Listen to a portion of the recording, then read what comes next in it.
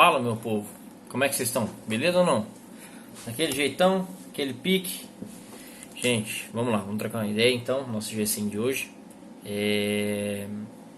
O nome desse G100, eu já orei, tá? Consagrei essa palavra, que ela possa então estar falando com vocês, tocando no coração de cada um e podendo agregar um pouquinho na vida de vocês, amém? O nome desse G100 chama Dificuldades nos Relacionamentos. Como você lida com elas? É bem breve, é bem simples. É uma coisa que eu tive refletindo na minha caminhada, como eu tive que evoluir em algumas coisas de uma maneira forçada, não é de uma maneira que foi assim natural, ou daquele processo que eu pude ir observando as pessoas. Lógico que exigiu observação da minha parte, mas que sabe quando você vai olhando de longe, mas sem aquilo te ferir, aquilo te... Enfim, você sentir a experiência, você só vai ali observando e tal. Não foi assim. Então eu gostaria de conversar com vocês a respeito disso. Falando de dois pontos, o ambiente de trabalho e do tipo de pessoa que a gente lida, né? O ambiente de trabalho ele é muito dinâmico, porque assim, às vezes a gente consegue conversar com o pessoal da fábrica que a gente trabalha aqui na cidade mesmo, aí a gente conversa com o pessoal lá da unidade 2 da saída, às vezes a gente conversa com o pessoal da cidade vizinha, e por aí vai. Então a gente tem que lidar com muito tipo de gente. Então às vezes, ou mesmo dentro da própria fábrica, lida com setores diferentes e tudo mais. Na loja, tem uma loja, trabalha na loja da vila, e a gente conversa com o pessoal lá da loja do centro, lá da loja do São Fernando. Então a gente lida com muito tipo de gente. E algumas pessoas são boas, outras são ruins, algumas pessoas são fáceis de lidar, outras são um porre, pessoas chatas, sem graça.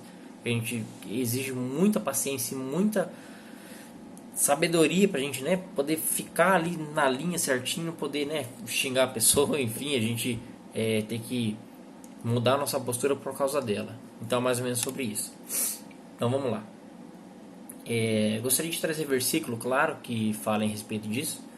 Se vocês puderem ler, Colossenses 3:23.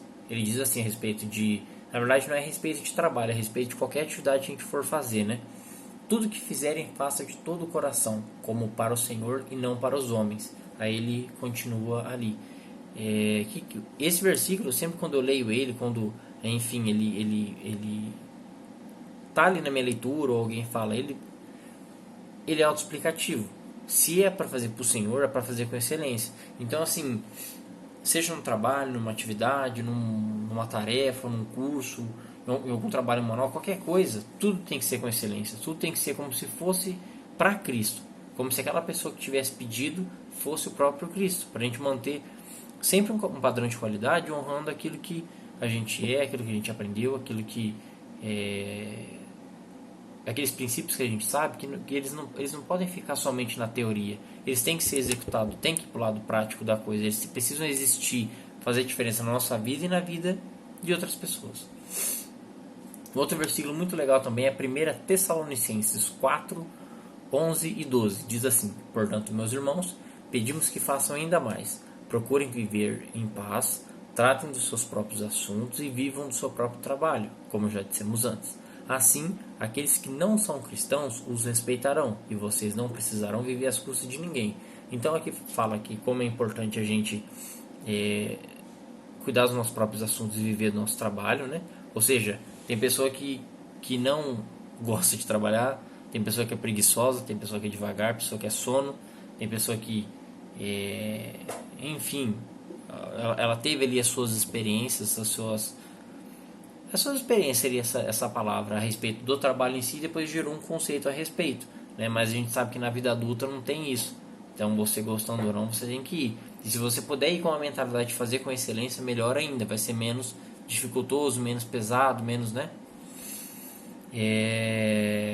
Fala também a respeito das pessoas que não são cristãos, tanto os do nosso meio quanto os que não são, nos respeitarem, né? Tem outro versículo também que diz que o trabalho dignifica, né, o homem. E é uma coisa que eu bato na tecla com o pessoal mais novo também, que eles devem experimentar o mercado de trabalho mesmo se isso ficar corrido na rotina deles, conciliar com estudo, com não sei o que, não importa, não vai morrer de trabalhar. Então, conciliar, sabe por quê? Porque o pessoal fica muito com a cabeça vazia, pensa muita porcaria. Então é muita brecha para ir para droga, para ir para um relacionamento abusivo, para ir para sexo antes do casamento, para ir, enfim, diversas situações de desonrar pai e mãe, droga, mexer com coisa errada, enfim, o que for. É a cabeça muito vazia. Então, se puder ocupar a cabeça, melhor ainda, mais com o trabalho. Vai evoluir muito mais rápido que o pessoal da idade dele que não trabalha, né? E ele termina ali falando assim que não vai precisar viver às custas de ninguém. Independência, vida adulta, né? É isso que se espera. Não um negro com 40 anos dentro de casa, agarrado ali na saia da mãe. E vamos do ambiente de trabalho, e eu também já falei dos perfis de pessoas, vamos falar de perfil então. E aí que entra a questão da minha experiência. Eu coloquei alguns tópicos aqui, coloquei nome de pessoas, mas não vou falar, só para me ajudar a lembrar o que era. Tipo de perfil número 1, pessoa maldosa, que é por um emprego onde eu passei, uns anos atrás. Cara, era o tipo de pessoa que estava na posição de líder, né? E xingava, essa pessoa ela lidava com pessoas de cargos muito abaixo dela, uma pessoa muito estudada, muito competente, porém o lado pessoa dela, o lado profissional, putz, não tem que falar, mas o lado pessoa dela podre. E humilhava, xingava essas pessoas mais simples, que é o tipo de pessoa que eu não que eu faço acepção, mas é o tipo de pessoa que eu mais trato bem. E com pessoa mais instruída eu fico meio assim, eu fico meio armado, uma bobeira minha, mas eu fico. Porque normalmente essas pessoas maltratam tanto os simples quanto os que sabem um pouco menos que ela, sabe? Por mais que tá próximo ali, é uma coisa que sim que eu também não tive experiências boas, então com a pessoa assim com mais conhecimento eu chego mais firme, menos brincadeira e tal, e vou de boa. Aí se for tranquilo aí eu baixo a guarda, senão eu já chego mais firme. Agora a pessoa mais simples, cara, eu chego totalmente desarmado. Então é muito mais gostoso o relacionamento com esse tipo de gente, né? Então assim, é um tipo de pessoa que ele se relacionava com todo mundo, e comigo também, claro. E eu ficava muito revoltado com o que ele fazia com as pessoas, só que daí quando ele vinha falar comigo, eu fechava a cara e eu tinha que falar olho no olho e falar firme com ele também, porque eu não ia deixar ele folgar, montar em mim. Porque esse tipo de pessoa tá acostumado a pessoa baixar a bola, se fazer de coitado, ou falar, pô, mas pensa que senão o cara vai mandar embora, não sei o que. Não. A gente falar firme, a gente falar com respeito e a gente exigir esse respeito, olho no olho e sem gracinha, não é você desonrar a pessoa. Você cobrar respeito não é desonrar. É o respeito que ela gosta de receber, você exigir também. Aí você passa a ser respeitado. Agora, quando a gente fica quieto, esse é um problema de algumas pessoas que são muito bunda mole, muito quietão. Pessoa, cara, me dá um negócio, pessoa indiferente, assim, pessoa que não causa um impacto de onde ela passa, sabe? Pessoa muito que. Não, tá bom, qualquer coisa, eu sou humilde. Que mulher humilde, cara? É bundão, bunda mole. Tem que ter uma pegada, tem que. Porque senão o mundo não perdoa, cara. Não perdoa, as pessoas não perdoam. Se vê que a gente é muito guarda baixa, o pessoal vem, ó. Tome madeira. Eu não é. Gia, mas. Ô louco. Vai lá fora no mundo ver se não é verdade. É desse jeito. Enfim, o meu resultado perante essa pessoa foi essa questão dessa mudança de postura. Honrando aquilo que eu sou, cristão, porém sem graça. Sem gracinha, entendeu? Não tinha dessa não. Um outro tipo de situação, rejeição, que é onde eu passei também. Minha solução, orei muito, pedi muita ajuda para as pessoas e mudei minha postura. Um ponto semelhante, menos brincadeira, mas mesmo assim, o ponto de lá era brincadeira, era rejeição através de brincadeira, o que doía da mesma forma. Só que daí assim, eu comecei a brincar do mesmo naipe, sabe? Porém não abri mão daquilo que eu sou, então eu não entrava no mérito dos palavrões e de baixar ao mesmo nível. Porém, eu não deixava folgar. E esse mecanismo de defesa me ajudou. Por que eu tô falando isso? Porque eu me sentia mal em ter um ambiente em que 5 pessoas me rejeitavam e eu não podia falar nada, porque era sozinho. Meu setor só tinha eu. E no setor dessas pessoas tinham 5 pessoas. Então eu falei, cara, ou eu me defendo, ou isso vai me fazer mal. Eu quase pedi para sair na experiência de tão mal que fazia. Aí quando... cara, foi Deus que me deu essa solução, essa força para continuar, porque senão eu ia sair. Aí você imagina, cara, na época eu tinha 26, 27 anos, 26 anos. Pô, não sou criança, não sou moleque, tem conta pra pagar e compromissos. Vou sair? Não vou. Foi só por ele mesmo que eu consegui passar, porque foi muito difícil. E aí depois com o tempo eu fui me adaptando, a fase de adaptação, de você ser um camaleão, de você entender, analisar, se moldar, mantendo, né? E enfim, o próximo ponto, falsidade. Cara, a solução mais simples, a solução mais básica, manter o contato somente o necessário. A partir do momento que você identificou isso, não leve esse tipo de pessoa para sua casa, para sua família, não conta dos seus planos, jamais conte planos. E não estou falando assim, mas então vou fazer acepção de pessoa. Você pode entrar na minha vida, você não. Sai daqui, vou te matar, não chega perto. Não estou falando isso. Mas a gente precisa ter sabedoria. Porque senão esse tipo de pessoa falso, a pessoa que rejeita, a pessoa maldosa, enfim, outro tipo de pessoas que vocês conhecem, pessoa nervosa, enfim, pessoa que tem vícios, esse tipo de pessoa vai causar alguma coisa na gente. Então, assim, se a gente não tiver muito convicto de quem a gente é, para influenciar essas pessoas, é muito fácil de acontecer o contrário, entende?